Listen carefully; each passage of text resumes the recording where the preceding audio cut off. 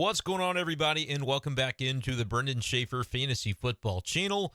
Taking a look here at the most added players so far this week on Yahoo Fantasy Football because it is Tuesday.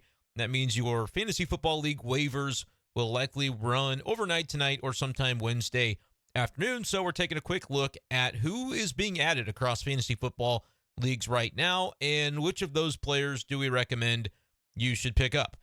Starting at the very top of the list, added in over 8,700 leagues, we've got tight end for the Arizona Cardinals, Trey McBride, who was rostered in 22% of leagues coming into this week, and that number is surely to rise as Trey McBride, who is actually available in this league here that I am looking at on Yahoo, maybe I'll put in a claim, had a huge week for the Arizona Cardinals with 14 targets, 10 receptions, 95 yards, and a touchdown. Why did this happen all of a sudden? Well, Zach Ertz is on IR, so this would have been a guy that might have made sense for you to stash on your roster Sunday morning just to see. If you did, you're going to want to keep him. If you didn't, as nobody in this league of mine did, as you can see, he's on waivers available November 1st, you're going to want to probably put in a claim, and if you're even remotely close to being needy at tight end, you submit a claim. He's worth the waiver priority. In this particular league, I have TJ Hawkinson, which kind of a question mark now with Kirk Cousins injured. The Vikings recently trading for Joshua Dobbs. That was earlier this afternoon as I'm recording this on Tuesday, 10/31. But I also have Taysom Hill, as you can see here, who is the second most added player of the week right now in Yahoo leagues, rostered now in up to 37% of leagues, which is a number that I think will probably get over 50% after Taysom Hill had a nice day running the football. I know he's listed as a tight end, and you can use him there, but he's really more of a running back, given he's going 9 for 63 and 2 rushing touchdowns, just 1 reception. He's the Swiss Army knife. I think he's going to continue to be involved. We made him the front and center thumbnail player on the video that we made last week as it pertains to waivers and said pick him up. Hopefully you did. If you didn't, there's maybe still a chance in your league because he's only rostered in 37%. That's getting to be up there to where he may not be available in yours. He's on my actual roster here as we look at this Yahoo league. So I wonder if I'm going to go for Trey McBride or not with having Hawkinson and Taysom Hill already on my team. The only reason that I wouldn't is because we only do 4 bench spots, and I'm a little bit loaded up. I also had Kirk Cousins, so I might have to try to figure out what the heck I'm going to do at quarterback now, which may be something to pursue a little bit here toward the end of this video, just because I know there are a lot of people in Superflex leagues, and there were a lot of quarterbacks that were injured this week. And even if you're not in a Superflex, maybe you lost Kirk Cousins as I did, so we'll try to help those people out in this video as well. But let's run through Trey McBride, Taysom Hill. McBride, to me, the ad over Hill in terms of priority, just because we've seen flashes of Taysom Hill in past years, and then it kind of sometimes fades away as the season goes along. The Saints don't really have a lot else this year, though, so Taysom Hill may continue to be involved, and it's kind of fun. It's like a grab bag. You never know what you're going to get with Taysom Hill each week. Maybe he throws a touchdown. Maybe he runs for one. Heck, he might someday actually be a tight end and catch a touchdown pass, but we'll see. But both of those guys, if you're needy at tight end, I think are great options. I think Trey McBride probably safer, but Taysom Hill probably has more upside, honestly. And I know McBride just went for 20-some-odd fantasy points, and so you're probably thinking, how is that not the epitome of upside? But is he going to get 14 targets in every game? I don't necessarily know. And you also have a quarterback change happening now in Arizona with Joshua Dobbs going to the Vikings. Clayton Tune, Kyler Murray, we don't really know yet who it's going to be for Arizona, but that's at least enough to kind of make you wonder whether he should be your waiver priority over Taysom Hill. But I would say if you need a tight end, man, I would get either of those players. And honestly, if you've got enough bench spots to do a backup tight end or roster one, probably makes sense to do that as well, because we're seeing right now, it happens every year, but injuries, man, can kill your fantasy team. You think you're set up perfectly, and then your quarterback that was just tossing touchdowns every week for you, doing great, Kirk Cousins, tears his Achilles in the middle of week 8, and now suddenly you're scrambling. So if you like to plan ahead and are worried about the idea of tight end, I think both McBride and Taysom should be every week starters in 12-team leagues at the tight end position, because I do think there's a combination of floor and upside that I feel is worthwhile to chase. So both those guys I'm in on.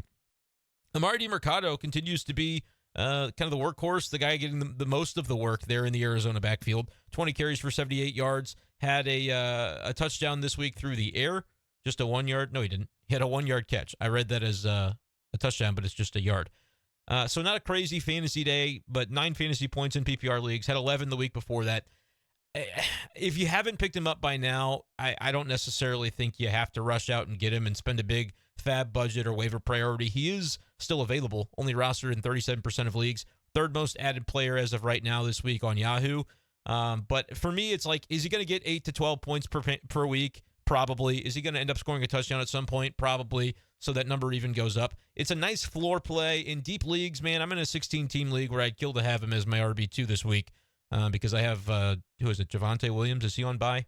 I forget the team on bye this week. But nevertheless, like in deeper leagues, you're probably in that situation where Amari DiMercado gets volume. And at that point, that's really all you can hope for in 14-team, 16-team leagues if you're needy at the running back position. But I just think not a lot of upside. And I guess James Conner will eventually return probably. And it'll be interesting to see what a tanking Arizona Cardinals team decides to do, whether they want to rush James Conner back or continue to play the young guy that could, show that he deserves more consideration in future seasons when they're not trying to lose on purpose.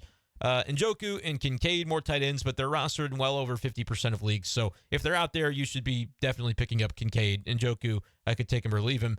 But Kincaid, if he's out there, he shouldn't be. A lot of tight ends this week. Logan Thomas, Jake Ferguson. Again, those guys are about 50 or more percent.